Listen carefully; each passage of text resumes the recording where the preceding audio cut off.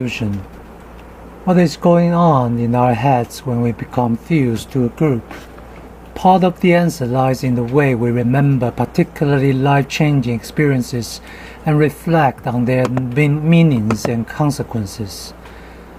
In the case of our memories for very emotional life events, we are inclined to invest a lot of effort reflecting on why things happened in a certain way. What significance they may have had then and subsequently they may have had then. What significance had then? What significance they may have had then and subsequently. How differently things might have turned out if those events had never happened, and so on. It has long been recognized that these processes feature prominently in the way people think about ritual ordeals. For example, the most famous Norwegian anthropologist Fredrik Barth argued that the agonizing initiations of Inner New Guinea caused participants not only to remember their experiences for many years to come, but also to engage in prolonged reflection on the symbolism and significance of those events, creating what he called fans of connotations, linking together the memories, emotions, and exploring the analogies between various images they conjured up. Building on this idea, I can to refer to this process as the imagistic mode of religiosity, mainly because of the focus on potent imagery.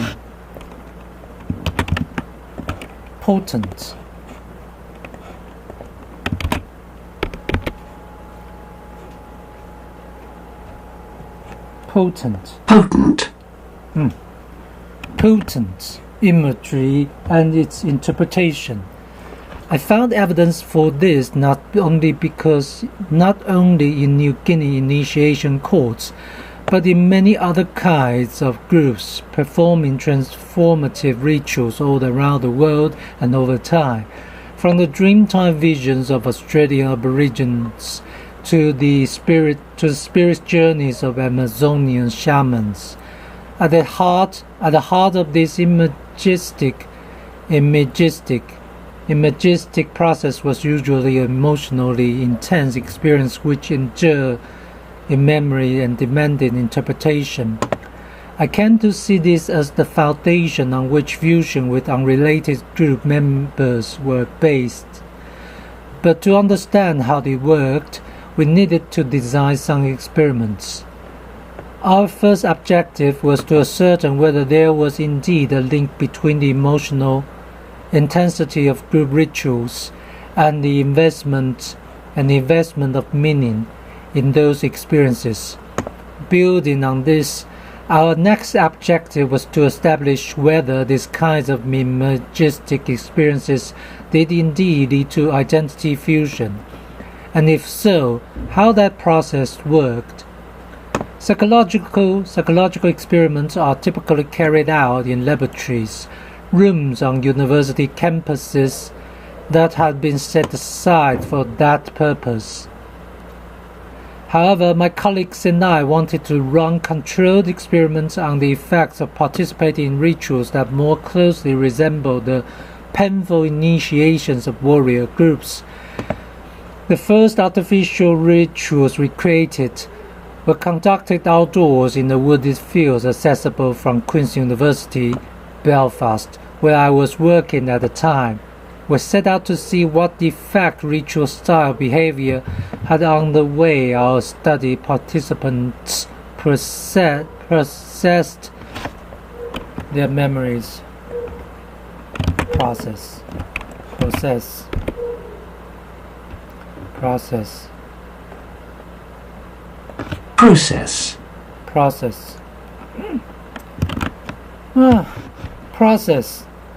process, suggest, suggestion,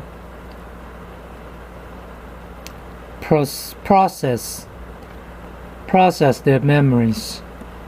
The rituals we designed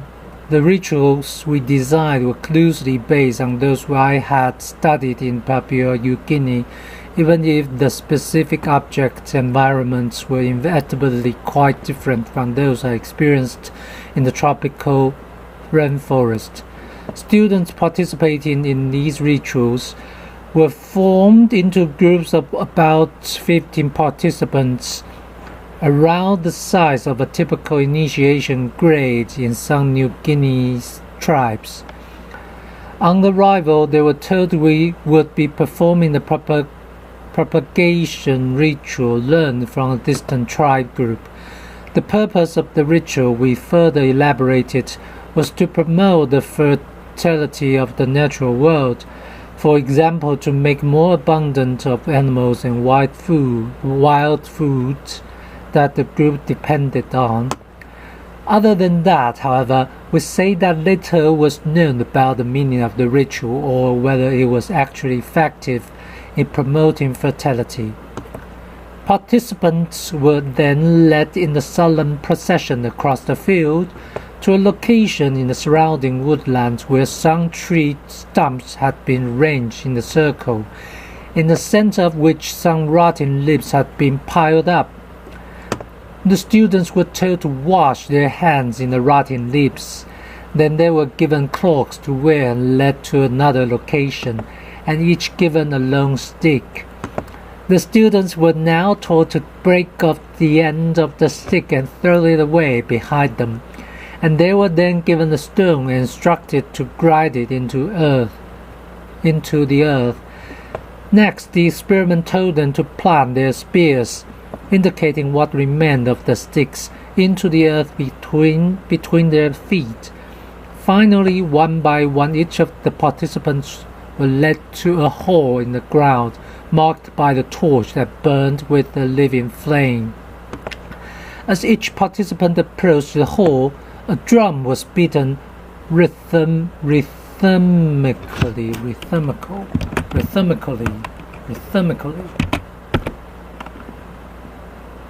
Rhythmically.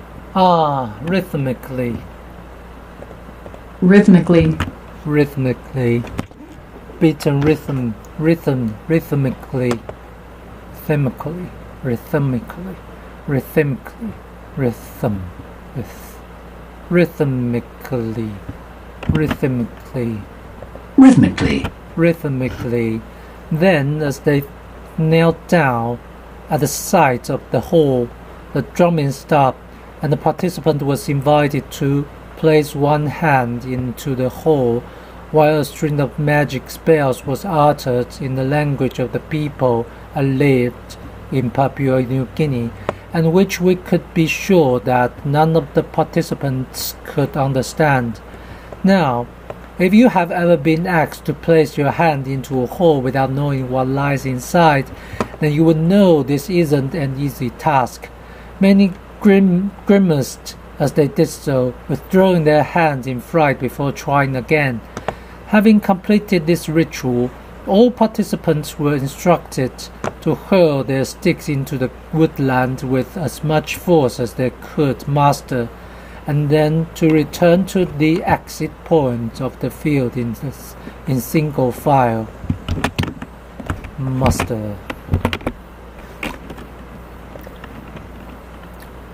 Muster. Muster your forces. She managed to muster the courage the 12th Division mustered on the hill, muster the troops. Everyone in the study followed the exact same procedures described above, but since we were interested in the effects of emotional intensity, we assigned each student to one of two contrasting conditions, a low arousal and a high arousal condition. In the low arousal condition, the ritual was performed in the middle of the day in a relaxed and low-key way, minimizing any sense of drama or excitement. In the high arousal condition, by contrast, the ritual was performed in the evening as the light was fading. Furthermore, during the phase when participants approached the hole in the ground to the accompaniment accompaniment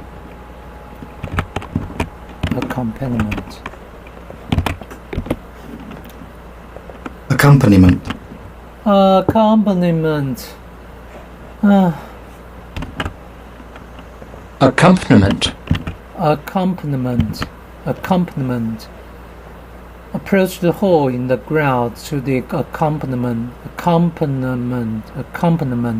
of a drum beat. Those assigned to the high arousal condition were required to wear blindfolds. After performing the ritual, we measured how emotionally intense the experience had been for participants using the self-report scale. We were particularly interested in whether different levels of fear during the ritual were in fact how deeply participants reflected on the meaning of the experience during the weeks that followed. We measured these by conducting questionnaires at a successive time points up to 2 months.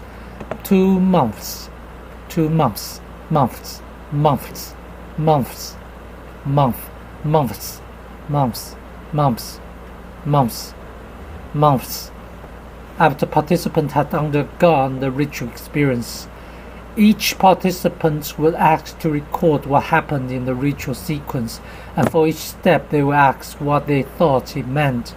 Later, we would analyze their statement to capture 2 aspects of the interpreted richness. One focused simply on how much reflection was evident in their response, a raw count of the number of actions accorded meanings.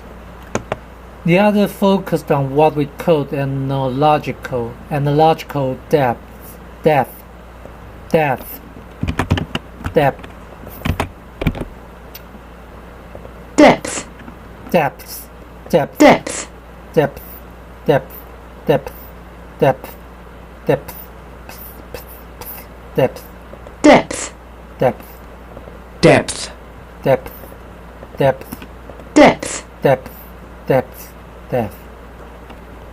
Thumb, num, depth,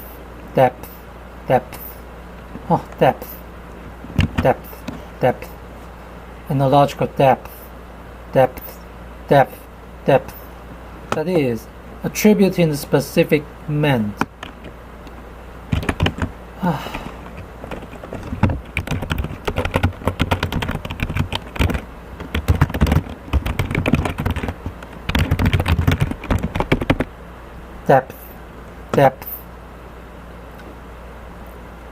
Depth, width, length, width, growth, strength, P.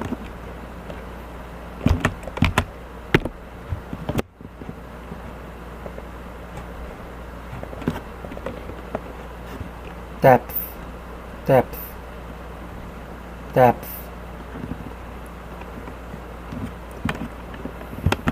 No, that is, attributing the specific meaning to the action, such as grinding the stone into the ground symbolized the planting of a seed. We then divided the participants into those who had found the rituals emotionally intense and those who hadn't, to investigate the effects.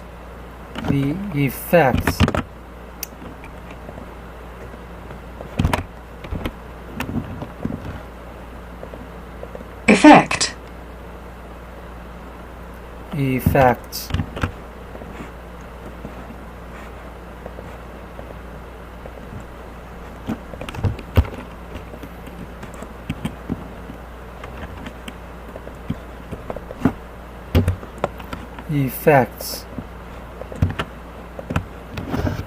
We had the participant describe afterwards what happened during this ritual and the least any thoughts they had experienced about each element meant.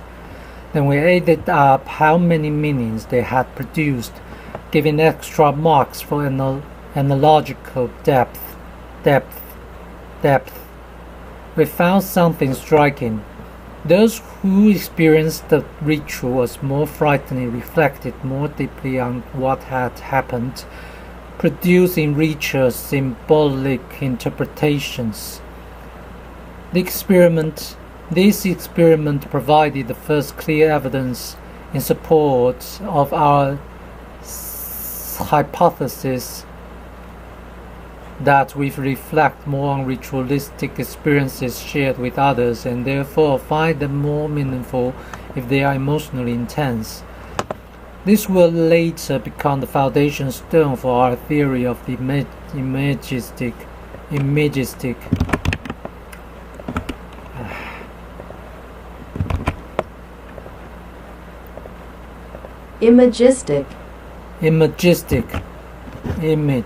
Imagistic pathway to fusion. Our idea that it is by undergoing such experiences that participants in extreme rituals become bonded so tightly together that they will stop at nothing to defend each other. However, theories in science cannot be declared settled based on a single study. Experimental findings need to be replicated, and each time a replication is attempted, something new is usually learned in the process. In our next experiment, we wanted to introduce a more direct measure of emotional intensity based on objective physiological evidence.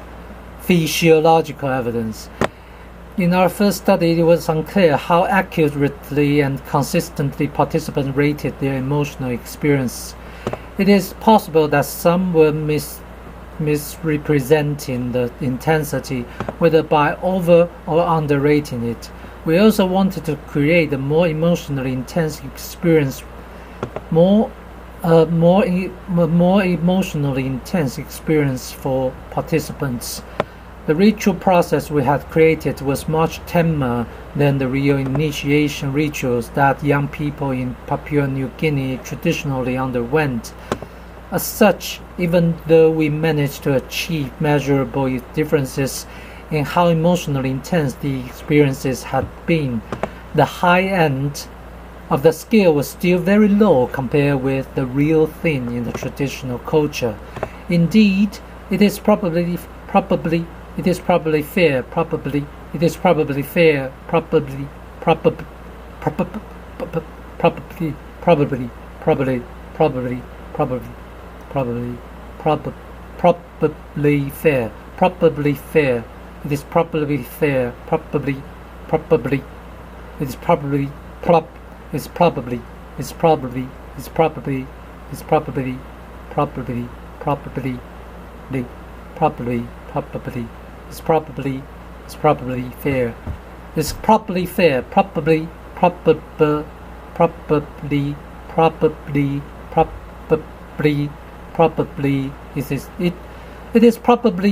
to say the ride in a big dipper or watching a good horror movie would have been a lot more frightening than going through our artificial ritual. We spent a lot of time thinking about how we might improve our measures of physiological arousal during ritual performances, allowing us to assess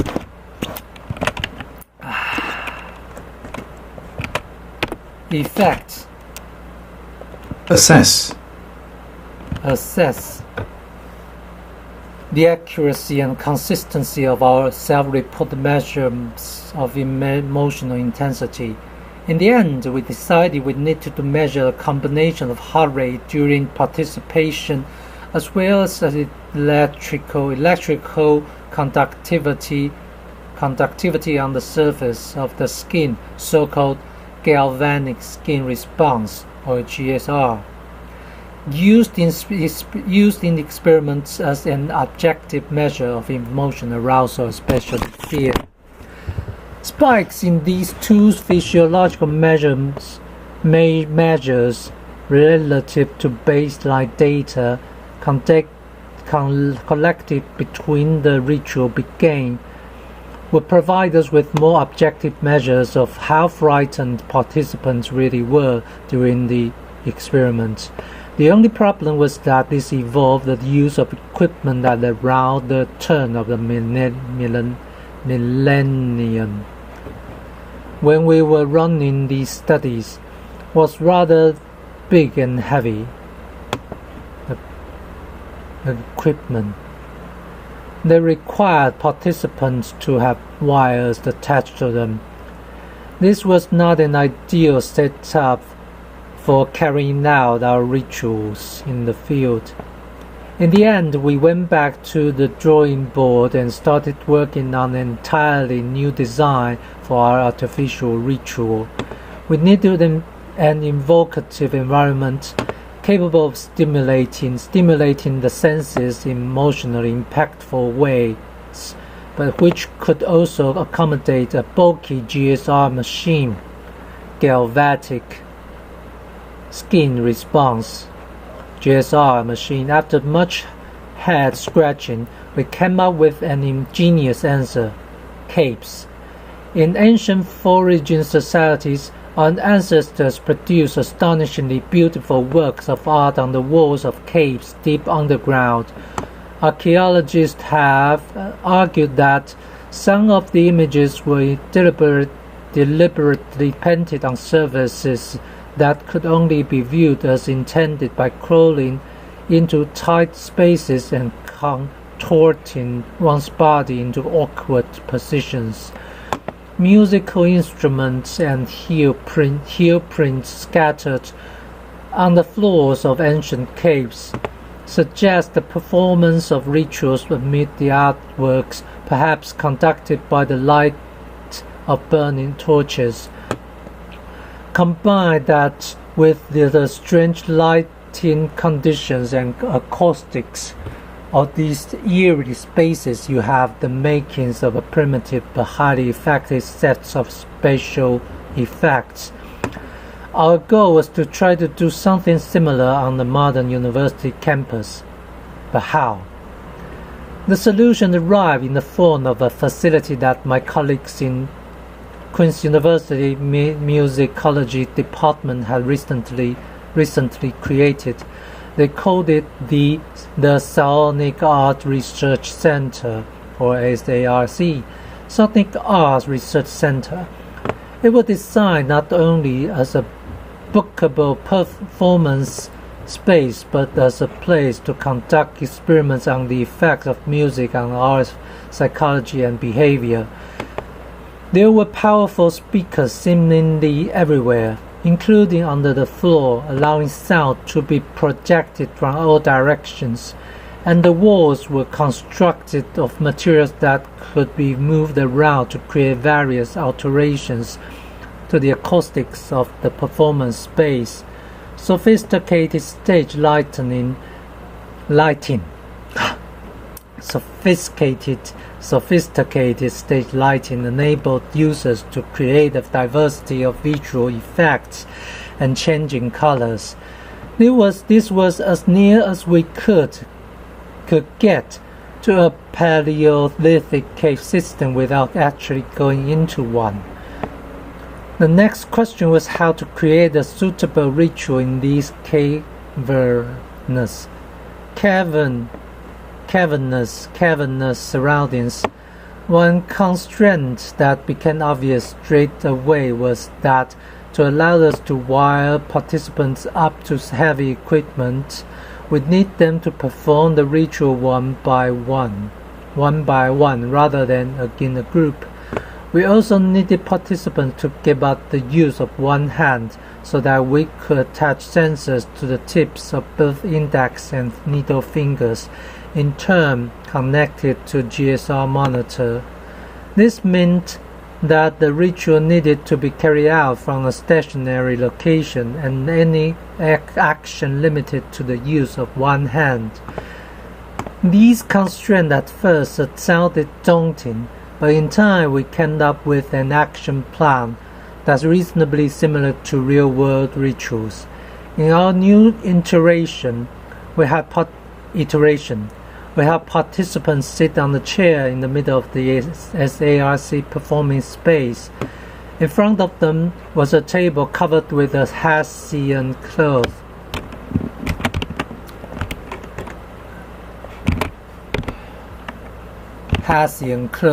Which we described as an altar. The altar was laden with various items to be used in the ritual performance: a bowl of oil, a small lump of clay, and a necklace. Beyond the altar was a screen under which instructions could be projected. All participants in the study were instructed via the information projected onto the screen in front of them to perform certain actions in sequence. To begin, they had to dip a finger into the oil and dab it on the forehead and neck. Then they had to recite the chant while drawing an imaginary triangle around the necklace on the altar before placing the necklace over their heads and wearing it. Some music was played and participants were asked to focus intently at the point of the screen. Meanwhile, a man in a fur coat resembling a large animal entered the room carrying a small box. He walked up to the altar and placed the box on it. The music stopped. Then the man in the fur coat shook a rattle and left. Following his departure, some drumming was played through speakers. Participants were asked to remove the smooth black stone from the box and then wrap the clay around the stone and place the resulting object back into the box. Then they were asked to remove the necklace and place it into the box as well. As with the earlier propagation ritual, the goal of this new altar ritual was to measure the effect of emotional intensity and how much people subsequently reflected on the meaning of the experience. In that regard, we were helped by the fact that most of the students participating in this experiment will have found the high-tech environment of the Sonic Arts performance space somewhat bizarre to start with. Add to that the weirdness of being wired up to machines and approached by a strange man covered in fur, shaking a rattle at them, and we would be confident the experiences will be at least somewhat imagistic. Nevertheless, to really create an impression, we wanted to go much further than that. To really create an impression, we wanted to go much further than that. This time, in the emotionally intense high arousal version of the ritual, we started by replacing the house lights with a more menacing red lighting. To increase the sense of drama surrounding the arrival of the man in the fur coat, we had him walk behind each participant while shaking his rattle. They would know he was there, but would be unable to see him. Also, the box containing the stone was sealed so that participants could not see inside it and had to reach in through a hole in the side of the box without knowing what their fingers might encounter in the process. And to be absolutely sure that the emotional impact would be higher in this condition, the drumming played during the procedure was very loud and gradually increased in tempo. Taking full advantage of the acoustic effects that SARC was able to provide, projecting sound from all directions. All these elements were removed or greatly reduced in the low arousal condition. For example, the lights were turned down rather than turned off. The music was played quietly. The man in the fur coat remained fully in view, and the box was open so that participants could easily see what it contained.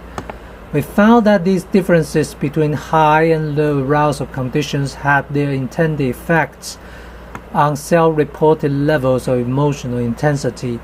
Importantly, though, we now also had more objective psychological measures that confirmed these self-assessments, showing that heart rate and GSR did indeed spike in ways that correlated with people's descriptions of how they felt at various points in the ritual. As before, we sorted people into groups displaying high and low arousal, and then asked them how much they've reflected on the meaning of their experiences over the next month. And we used the same methods as before to measure the effects of participation on subsequent reflection and meaning making. Once again, the findings were startling clear. Those whose experiences of the altar ritual were the most emotionally intense also reflected more deeply afterwards. These findings constituted a major step forward in understanding the effects of participating in imagistic rituals. But as interesting as these results were, they were not in themselves a subject I was most interested in studying. Remember, my mother posited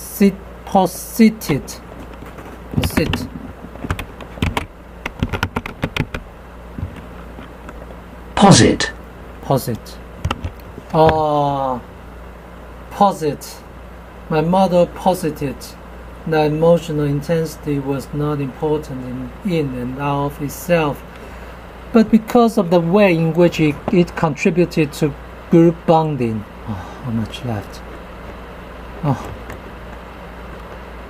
Group bonding. Having shown that emotionally intense experiences led to more self-reflection, we now needed to establish whether this self-reflection was associated with higher levels of cohesion in the group and the willingness to fight and die for other members of the group when threatened. In this context, the idea of identity fusion was a game changer.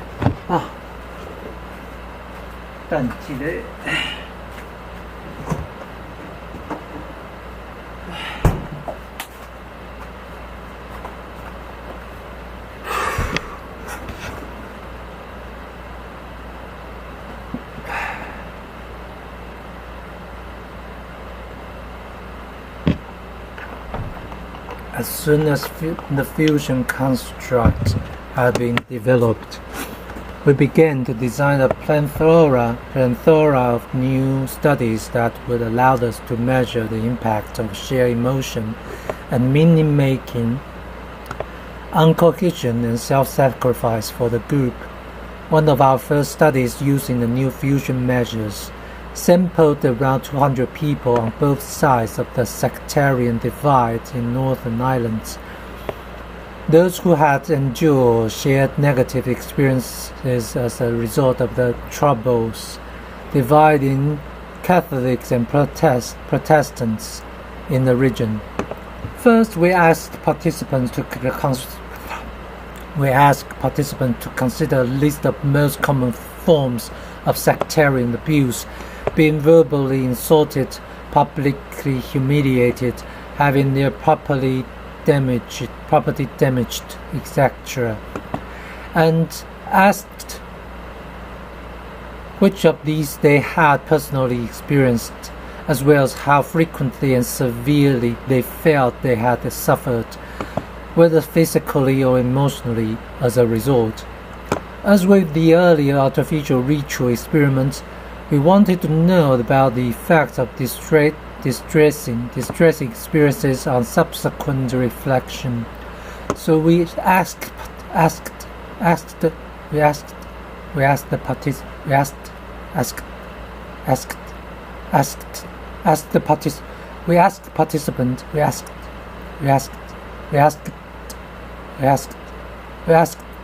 we asked participant, we asked participant, we asked participant, we asked participants how often they had thought about these experiences on the scale of 1 to 6, with answers such as, I've only thought about this a little bit at one end, to I've spent many years reflecting on them on the other.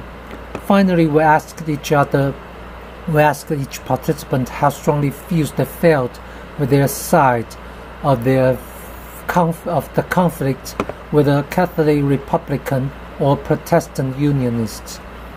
What we found was that Protestants and Catholics who say they had experienced more distressing episodes as a result of troubles also ended up reflecting more on their negative experiences as measured using the questions just listed. The same was true of those whose suffering had been the most intense. In other words, all our measures of shared suffering resulting from sectarian violence were associated with higher levels of reflection. This was very much in line with our previous research. The crunch question, though, was how these findings related to identity fusion, and here too, our hypothesis was vindicated. We found that the more our research participants had reflected on their experiences of shared suffering during the Troubles, the more fused they were with their side in the sectarian conflict.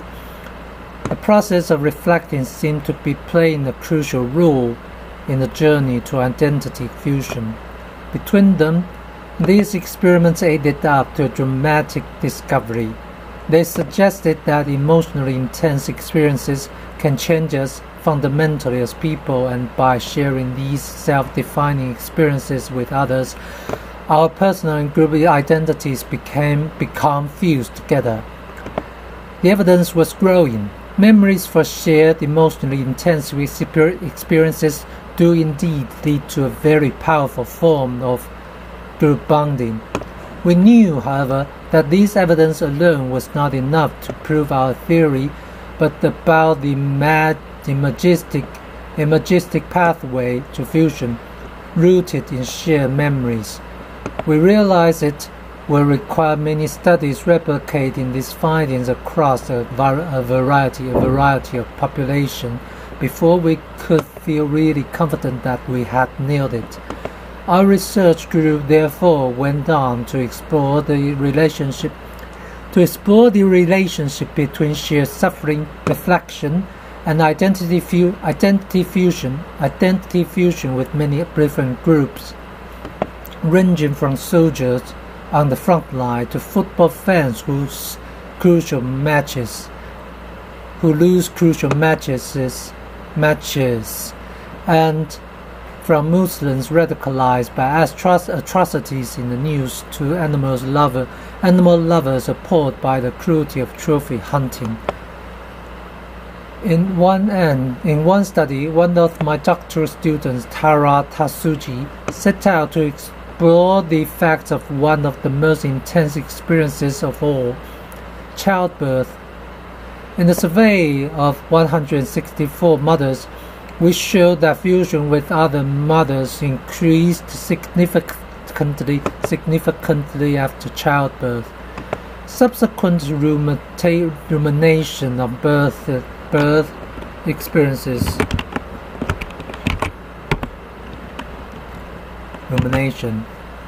experiences just like reflecting on the troubles in Northern Ireland led to higher levels of fusion with others who have similarly suffered. As a result, we now have a much better understanding of how people become fused with their groups. It all boils down to feelings of shared essence. This essence could be rooted in perceived biological substance, for example blood or bones, or nowadays genes shared among people with a common ancestor. But more intriguingly, it could be rooted in the potent memory that is essential to our group identity, such as traumatic experiences, such as a traumatic experience that changed our lives and came to define us as a group. So tired.